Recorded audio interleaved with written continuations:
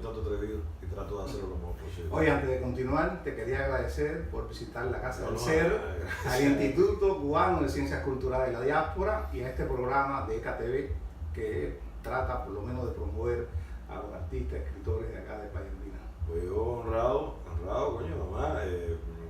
Era algo que nos debíamos hacía rato, lo habíamos conversado hacía tiempo y por una razón u otra no se ha dado. Y nada, aquí estoy. Y gracias a ti, coño. Bueno, vamos a dar un brindis porque esta conversación lo merece, ¿verdad? Denny, ¿cuándo sale de Cuba? En el exactamente 31 de julio del 2004 a las 7 de la noche del aeropuerto de Cienfuegos. De Cienfuegos. ¿Hacia aquí, hacia Estados Unidos? Directo a Miami. Qué bien. En Cuba ya tú tenías cierta formación como literatura. Yo empiezo a escribir a los 36 años. No te puedo decir que es por azar, porque yo a los 11 años, luego de leerme Los Conquistadores del Fuego, que para mí sigue siendo un libro de cabecera de J.H. Rowling, o viceversa, no estoy claro. Yo dije, wow, esto es espectacular, escribir cosas así. Pero a los 36 años es que yo empiezo, gracias a una persona muy especial en mi vida, la que era mi esposa en Cuba, Helen Ochoa, yo empiezo a tomarme en serio la literatura. Y a partir de ella, y siempre lo digo, aquello de sentir motivación, por ejemplo, cuando Armando de Armas, que yo lo conozco hace muchos años, ya yo veía que él escribía, otro amigo en Cuba, Jesús Candelario. Yo empecé a tomarme esto en serio y empiezo a escribir narrativa. La poesía yo la descubro, sí, de una manera muy, digamos que simpática. Este amigo que yo te mencionaba, Candelario, me dice que él tenía había un proyecto por el Centro de Promoción e Investigación Literaria Florentino Morales Cienfuegos, que había invitado a un poeta importante, Alberto Sicilia, a dar unas conferencias y a dar unos talleres sobre poesía, pero que no había mucha gente. Entonces me pidió que yo fuera. Y le dije, Candelario, yo me voy a levantar un sábado a las 10 de la mañana para estar allí, es decir, antes a las 9, para estar ahí a las 10, en algo que yo no sé, que no me interesa además. Pero él me dio una razón muy convincente: va a haber comido y va a haber bebido. Y entonces al me decirme que había ron y que había vasita de puerco, pues yo dije, esto vale la pena. ¿Qué te hacen, David? Llego, veo el primer taller que hace Cilia, me parece un tipo muy interesante, ya sí tenía conocimiento, que era un excelente poeta además. Y algo que me parece curioso, en un taller de poesía lo primero que él hizo fue no hablar de poesía y me entregó el libro este de Darle otra vuelta a la tuerca se me olvidó el autor, caramba, el de Otra vuelta a la tuerca. No me acuerdo. Caramba. Bueno, ese es un clásico, es un escritorazo americano. Bueno, los que vayan a ver este video después dirán que soy un tarado. Y hago un ensayo a partir de lo que él me pide que hiciera un ensayo. Ese ensayo lo hago y a partir de ahí, cosas raras, empiezo a familiarizarme con la poesía. Y lo que en un inicio yo lo tomaba hasta cierto punto como burla, sobre todo con la décima, quedé fascinado. Y lo primero que empiezo a escribir de poesía es poesía rimada, justamente décimas y luego sonetos. Pero ya yo venía escribiendo cuentos. Y en ese intervalo había tenido la suerte de que en la revista Ariel de Cienfuegos se había publicado uno, la revista KGB Digital había publicado otro cuento, y así se fueron poco a poco, no así de fácil, porque siempre tuve el choque ese de que, como era un diversionista ideológico, unas veces evidente y otras veces solapado, pero nunca con la confianza de ellos, pues publicar a veces me costaba trabajo. Y luego tuve la suerte de quedar finalista en un concurso importante que hay en Cuba, que es el concurso Dinosaurio, que es de cuentos cortos. Y mandé un cuento que luego sale en este libro, que en aquel momento que quedó finalista, y a partir de ahí ya estar en un cuento que era, en un concurso que era como de marca mayor en Cuba para los cuenteros cortos, y quedar finalista y luego ser antologado por la editorial Luminaria de Santo Espíritu y Letras Cubanas, era el proyecto de Letras Cubanas, pues entonces ya un poco empezó a cambiar la cosa. Lo curioso es que cuando yo llego a Miami, el narrador no lo menciona y todo el mundo es poeta. Y lo que más quizás se conozca de mí acá es la poesía justamente y no la narrativa, pero yo empiezo fundamentalmente con la narrativa, como sé si con toda esta larga perorata de... Muy bien, William Faulkner. William Faulkner, tú estás hablando William Faulkner, tú como lo loco, William Faulkner. el autor norteamericano de varias novelas importantísimas. Exacto. Sí, Axalón, que tengo entendido que otra vuelta a la tuerca quien le hace la traducción es Borges, Sí. que fue algo... Y tuvo una influencia tremenda en autores como Gabriel García Márquez, Sí, es un tipo... y el buen latinoamericano le debe mucho a Faulkner, eso es indiscutible. Pero bueno, así son las cosas, así son las memorias, así son los archivos. A veces se olvidan cosas, pero eso no nada tiene importancia. ¿Qué razones tú le ves a este espacio donde vivimos nosotros, Miami? Las razones de por qué tú crees que proliferan más los poetas que los narradores. Tú acabas de decir algo interesante. Mira, la poesía definitivamente, como yo la veo, no quiere decir que sea así, es un estado que a veces tiene que ver mucho el ánimo de la persona, en algunos casos. Es un género donde la sensibilidad queda más expuesta y es un género mucho más cómodo o aparentemente menos riguroso para aquel que tiene necesidad de decir algo.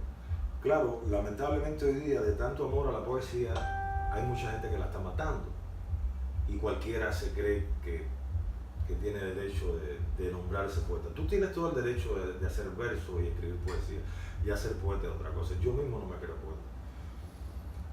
Sin embargo, yo prefiero eso que la gente esté haciendo otras cosas, ¿no? Si el mundo se dedicara a escribir poesía, creo que fuera un lugar mucho más light, mucho más tranquilo. La narrativa lleva lo mismo que la poesía, su catarsis. En este caso, a mi juicio también lleva una entrega, una impudicia mucho más elaborada. Y no es lo mismo sentarte de un tirón a hacer un poema que luego tú lo revises y limpies y quites, que a tú involucrarte en una historia, por ejemplo, como 324 Mendoza, mi recién novela, que ya hace 5 años que la estuve escribiendo, la terminé. Y yo, la historia de la otra, que es Cueros Contemporáneos, que llevo 12 años escribiéndole y aún no la termino.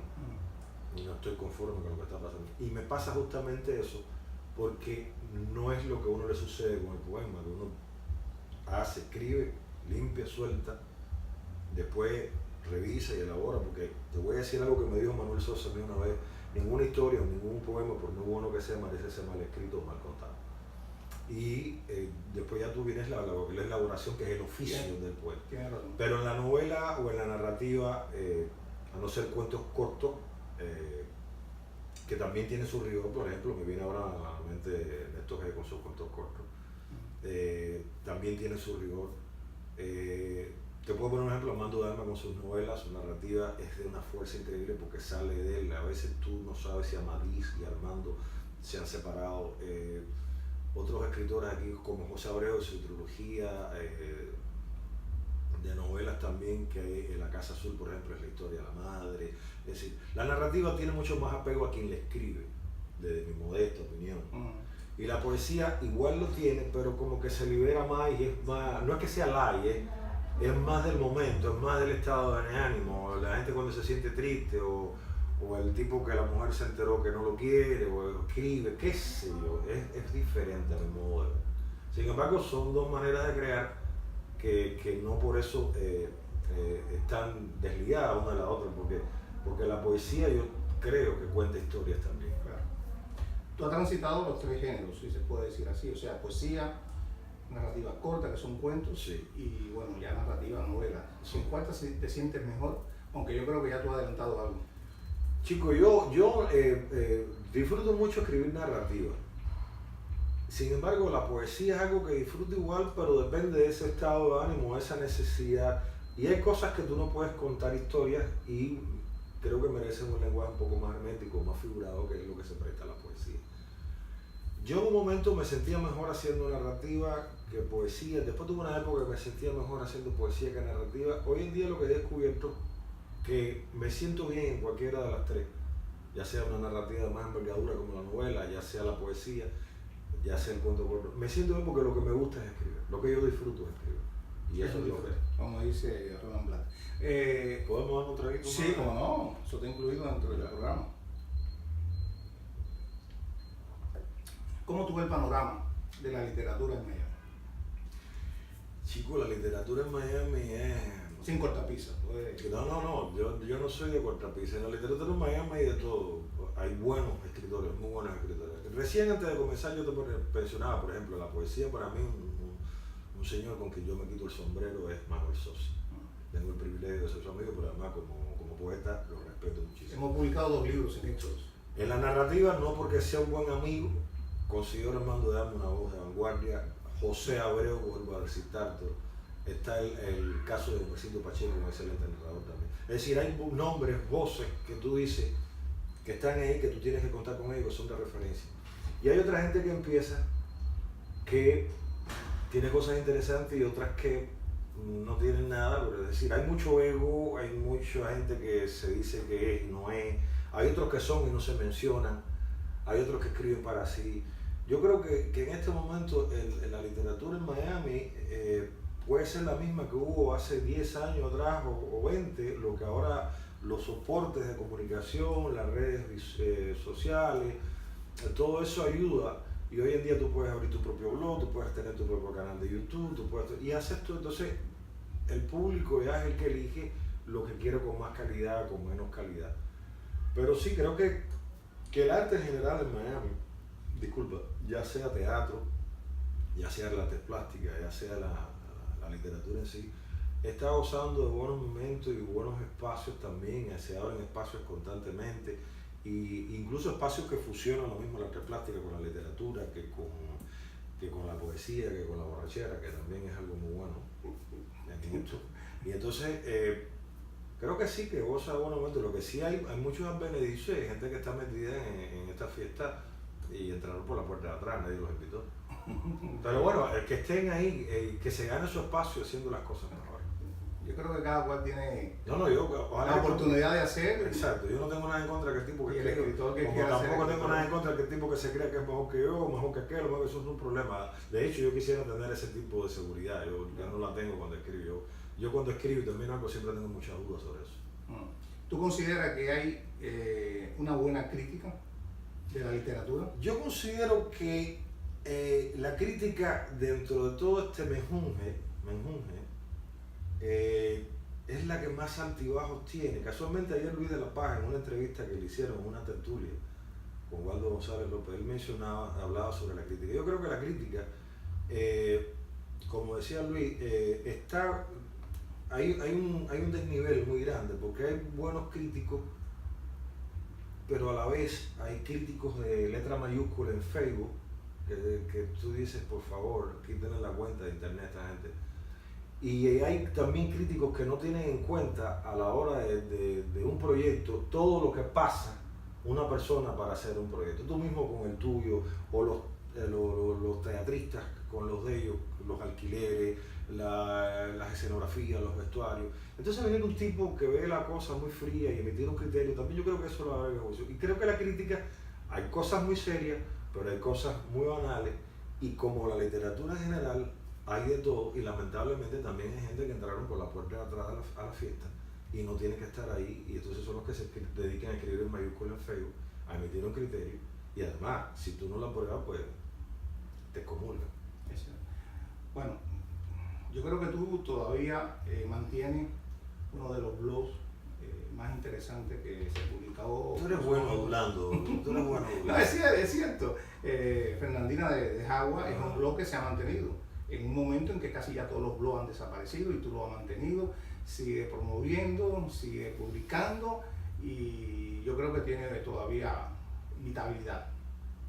¿Cuáles son los objetivos que tú te planteaste cuando nació ese? Mira, yo trabajaba como editor de Radiografía Mundial cuando el dueño del periódico, Ibrahim, no me acuerdo el apellido, lamentablemente ahora, Ibrahim me dijo que era inconcebible que el editor del periódico no tuviese un blog.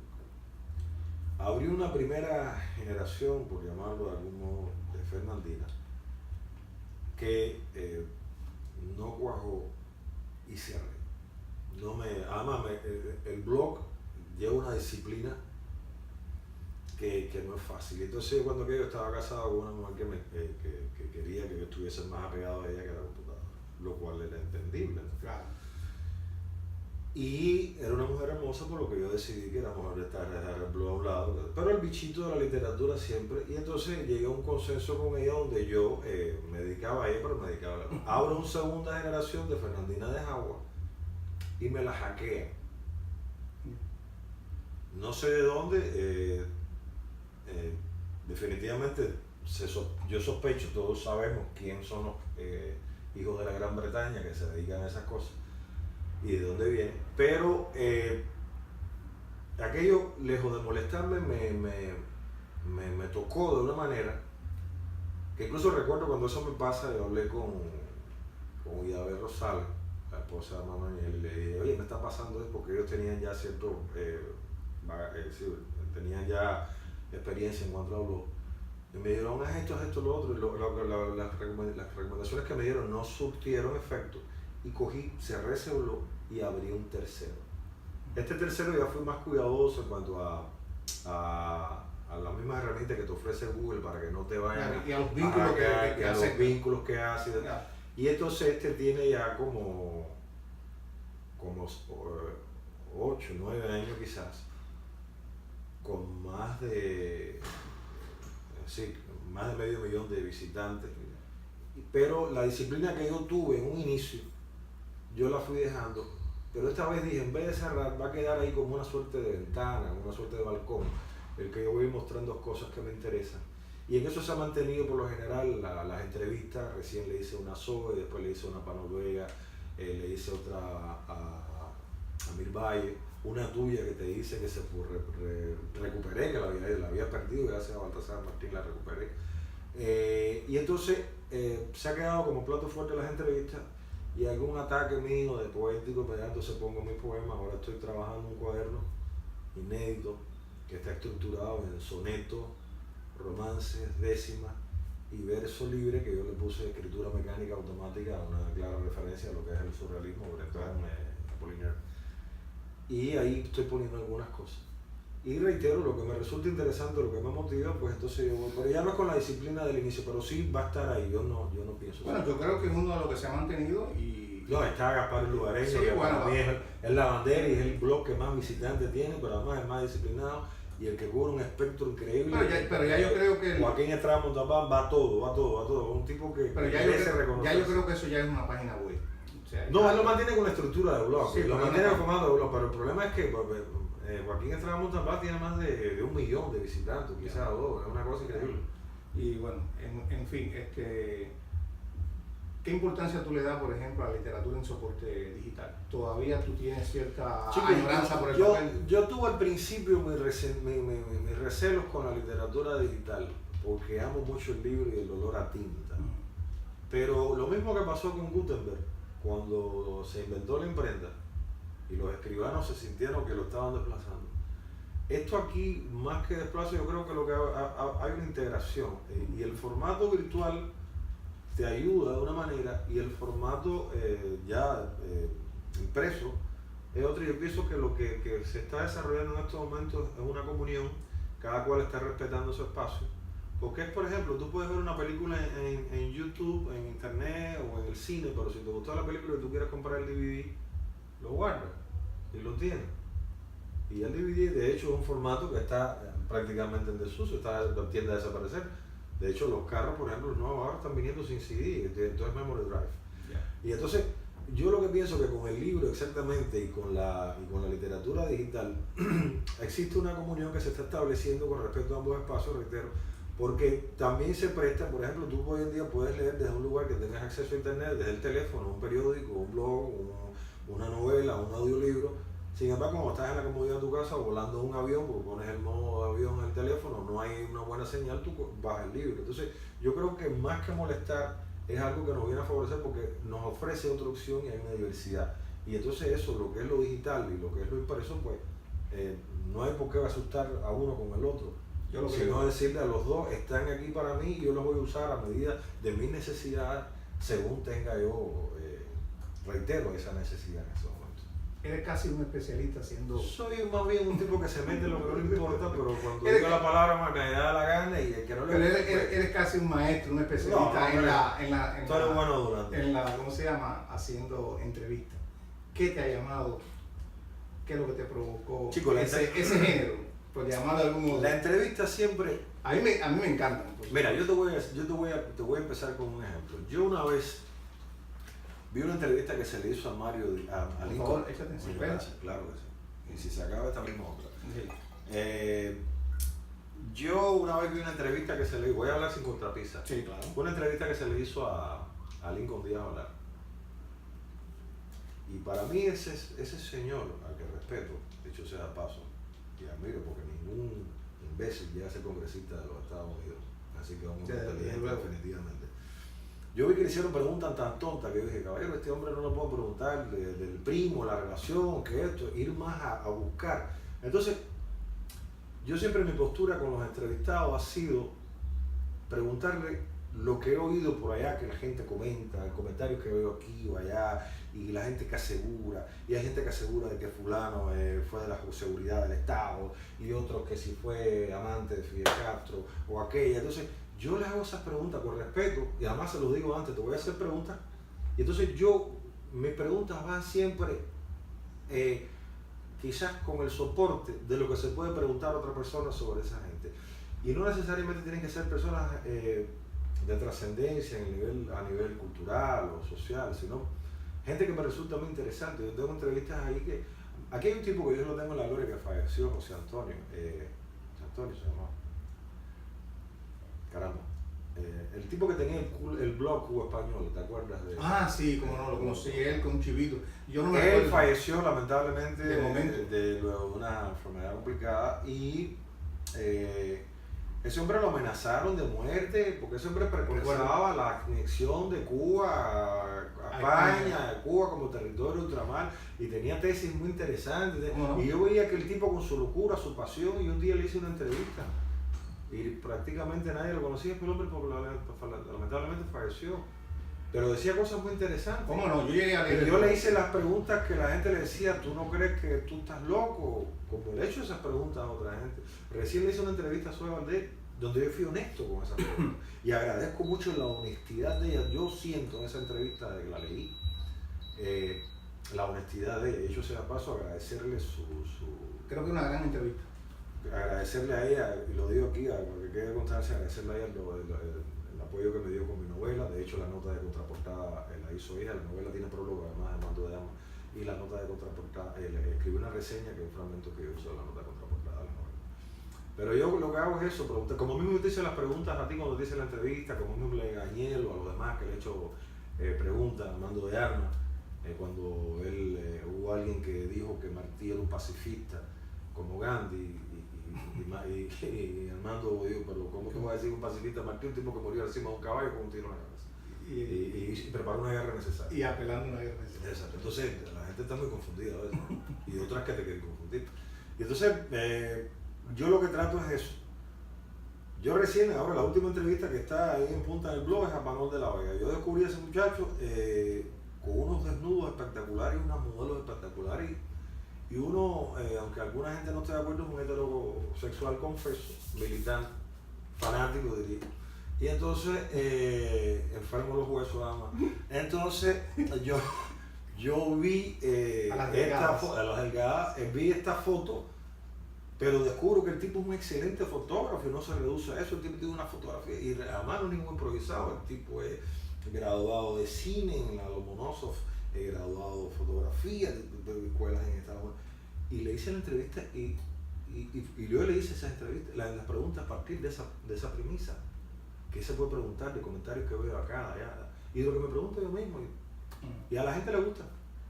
He tenido, te lo digo honestamente, sin vanidad alguna. No, he tenido buena referencia en cuanto a eso. A la gente le gusta las entrevistas. Yo creo que todo el mundo... Y el tema Cuba que siempre está, yo empiezo con una pregunta. Yo tengo una suerte de regla en eso. Yo siempre, desde que empecé, hace ya como 8 años hacerlo, quién es fulano, quién es la persona, en este caso quién es Callejas o quién es Zoe Valdés, y las preguntas que se hacen siempre es Cuba, porque al final todos los entrevistados míos son cubanos, excepto mira, hay una muchacha dominicana, Tania, que ella radica en Nueva York, que es una excelente pintora, los cuadros de ella son espectaculares, además que es una chica muy hermosa, que hace rato estoy por hacerle una entrevista y no consigo hacerlo. Sería la única persona no cubana en ese en ese mismo de entrevistas que yo En ese ámbito. pero por lo general yo pregunto, porque hay preguntas que me interesan que son más reducidas a lo que es el contexto cubano, van allá a eso, al contexto cubano, porque estamos fuera de Cuba y aunque uno esté menos involucrado a nivel emocional o sentimental con Cuba que otros, pues mira, eso al final nos marca, nos identifica. Así que, aunque no creo mucho en el concepto de patria. Desde luego. Yo no creo mucho, no creo en eso. Yo no creo en el concepto de patria. Para mí la patria son los amigos, para mí la patria es el lugar donde estoy yo. Tú tienes un concepto muy directo. No, para mí lo importante que tiene que ser el ser humano es libre. Claro. Donde quiera que esté. Y si es en Cuba, siendo libre el cubano, es libre la patria. Claro.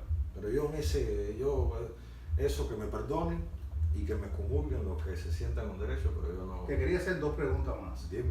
Esta, ¿te consideras tú en una poética, en una tendencia poética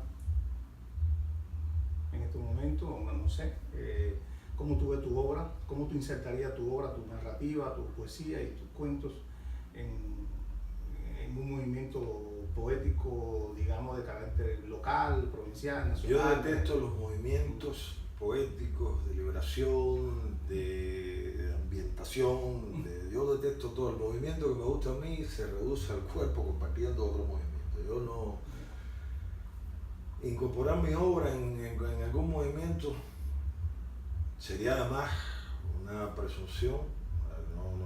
Yo no escribo ni siquiera pensando en lo que va a pasar mañana con lo que yo estoy haciendo. Yo no pienso en la trascendencia porque además la trascendencia, cuando yo escribo un libro, es decir, este libro, o yo, reitero, ya te lo había mencionado, hoy en día yo no lo publicaría. Ese libro se tiene que defender solo. Tiene mi nombre y es lo que me tiene que defender a mí. Claro. Yo no soy el que tengo que defender ese libro. Entonces mi obra, los que se dedican a eso, si algún día les interesa, pues que la ubiquen ellos donde mejor les parezca. Pero yo, tendencia, la de disfrutar la vida, la de seguir haciendo lo que estoy haciendo, la de compartir con unos amigos, la de tomar una copa de vino, escribir. ¿Hace literatura erótica o piensa hacer literatura erótica? De hecho, 324 Mendoza es una novela erótica prácticamente. En el sentido amplio de la palabra. En el sentido amplio, en el sentido estrecho. En todos los sentidos. Es una novela erótica. Claro, no es ese erotismo, ¿cómo decirte? A los sábados. No es ese erotismo, es un erotismo literario. Que tiene además mucha carga de digamos, onírica, su toque de fantasía. Hay un personaje que en la novela, el momento que le eyacula, el semen de él va cambiando de colores, porque al final él logra un arcoíris en la última eyaculación, que es la gran venida. Entonces, sí es erótica, y sí me gusta la literatura erótica, la disfruto. De hecho, yo hace muchos años me leí Belle de York, y wow, una literatura erótica. Claro, hay una franja, como todo, de lo sublime a lo ridículo hay un paso, del erotismo a la pornografía hay un paso, hay una franja muy leve ahí, muy frágil, que tú tienes que cuidar. No sé si lo he conseguido totalmente, pero sí, pero también me gusta la literatura no fantástica, pero sí más de corte, ¿cómo decirte? Loco, o sí, onírico, reitero la palabra. Surrealista. No, es surrealista. Me gusta eso. Tú eres un personaje que te proyecta siempre con la chanza y a veces con la ironía. ¿Eso está en tu literatura también? Eso está ya más en mi literatura que en mí. Yo tengo una cosa, Joaquín Galvez una vez me hizo una entrevista que me decía donde yo era como una suerte de duende, ¿no? Yo puedo hacer una novela, de hecho en la novela 324 Mendoza hay un personaje que se llama Quieja, que es K-Y, es Calleja, que es un crítico literario, que le emite un criterio sobre un poeta. Yo tiendo a observar a la gente y a partir de 2 o 3 personas crear un personaje. Sí soy de los que voy cogiendo de la realidad y con esa realidad conformo la mía, que es la que plasmo y me vuelvo Dios yo en mi mundo, en mi libro, y hago con ellos, con los personajes. Pero ojo, y te voy a decir algo que una vez conversaba con Mercedes Pacheco y coincidimos y nos dio hasta mucha risa. A veces los personajes no hacen lo que tú quieres, ellos se esquivan y hacen lo que les da la gana. ¿Cómo te puedo explicar eso? No sé, pero pasa. Y eso me pasó en vida. Eso me pasó con Mendoza 324, con un personaje que había, que yo quería, y al final no pude. Hemos hablado ya de tu novela, que yo quería preguntarte, pero te has referido en varias ocasiones sobre Mendoza 324, ¿no? Ajá. Y bueno, yo estuve leyendo algunas cosas, algunos relatos que tú publicaste, y bueno, y lo que se ha dicho, la crítica de lo que ha dicho del libro. Y siempre intuyo que como participé en ese lugar, en ese local, me imagino lo que hay ahí en ese texto. Hay de todo, hay de mí, hay ficción, hay de todo, y sí te digo una cosa honestamente, la disfruté escribiéndola lo que no te puedes imaginar. Y tuvo momentos en que yo empecé a escribir esa novela sin tener idea de hacer una novela. Yo empecé a escribir un relato por aquí, un relato por aquí. Y vi que esos relatos tenían un punto común, había unidad en una cosa con la otra. Y entonces ya empecé a conformar la novela, siempre con la premisa de que no tenía nada que ver con Cuba ni con la novela anterior que había escrito, que todavía de hecho no terminaba. Bueno, de 324 pasamos a las 349. ¿Qué futuro le ve a Cuba en ese sentido? Chicos, mira, ahí yo te voy a hablar otra vez sin cortapisas y que me excomulguen los que no estén de acuerdo. El decreto, ley, que la gente dice artículo, yo hasta donde sé la Constitución cubana creo que tiene 116 artículos y dentro de cada artículo decretos y no sé cuántas. Además Cuba es un país de decretos, lo mismo un decreto administrativo que un decreto de ley, que un otro, porque Cuba no legisla bajo una figura de derecho establecida, sino sobre la voluntad de quien esté en el poder y durante tantos años sobre la voluntad del gran caudillo. A mí me llama la atención una cosa, yo estoy de acuerdo, yo apoyo a todos los que están haciendo todo este movimiento en contra del decreto 349, porque definitivamente cuarta, delimita más la creación, el artista corre más riesgo de ser acusado por cualquier cosa, y además es una suerte de vuelta al pavonato, ya institucionalizando, ya haciendo del pavonato una figura constitucional a obedecer. Pero la Constitución cubana tiene más artículos, tiene más decretos, que al final este decreto 349 no es solamente un espacio que ellos tocan, un toque que ellos dan para un sector de la población que son los creadores, los artistas. Pero entonces a ustedes les va a pasar esto de hacer lo otro. Pero en gran sentido general, la Constitución cubana dice que la Constitución del 76 acá, con todas las reformas que se le han hecho, es una Constitución que está hecha que desde su primer artículo dice el carácter socialista irrenunciable a la revolución, el comunismo, viva Fidel, Marx, Lenin y toda esa parafernalia de locos que vinieron a joder al mundo. Entonces, yo estoy en contra de la Constitución cubana, yo estoy en contra de la figura que representa esa Constitución, estoy en contra no del país, del gobierno. Y entonces, no me quiero reducir al 349, para mí está del 348 para abajo y del 349 para arriba está toda la Constitución en sí, es decir, todo ese bodrio es el que hay que erradicar, reformar, rehacer, no reformar, sino borrar y rehacer, proscribir el Partido Comunista en Cuba y crear un Estado de Derecho bajo las leyes que funcionan, un Estado de Derecho y conseguir no la libertad de Cuba, la libertad del cubano. Porque todavía seguimos pensando en el trato. Me parece inteligente lo que ha planteado porque la 349 forma parte de un sistema. Yo estoy por la 324. Por la 324. Yo estoy por ¿Qué es más grande? La 324 es la que me interesa. Muy interesante. Voy a hacer 3 preguntas para terminar y quiero que me contestes sobre Cuba. Háblame, dime un autor, un narrador para ti, considere de una referencia para ti importante. ¿Que vive en Cuba en estos momentos? No, que sea cubano. Bueno, para mí un referente importante, y la gente va a terminar diciendo que lo voy a tener que ponerlo en contado mío porque siempre estoy hablando de él, es Armando de Armas como narrador, porque fue por él es una de las puertas, uno de los caminos que yo llevo a la literatura. En el exilio, vuelvo y repito, José Abreu para mí es un narrador importante, Gumersindo Pacheco lo considero un narrador importante. Mencionar nombres así al azar siempre corres el riesgo de dejar fuera gente que son importantes. En Cuba, qué sé yo, Contrario a lo que dicen muchos, Lezama para mí no es el gran narrador, pero sí es el gran poeta. Pero está Virgilio Piñeira, que ayer en la tertulia se mencionaba, que para mí, por favor, es un tipo al que yo incluso una vez me atreví a escribir un poema. Aquí los perros comen un bistec, es parte de una nalga de Virgilio, empieza así. Hay mucho, y ahora mismo mencionarte, voy al manido recurso que corre riesgo de olvidar a otro. Pero es que también el narrador cubano para mí importante es el que yo he saboreado en ese momento, el que yo he leído, el que me ha llevado a mí a decir, mira, por acá esto. Porque hay una cosa, la gente dice escribir.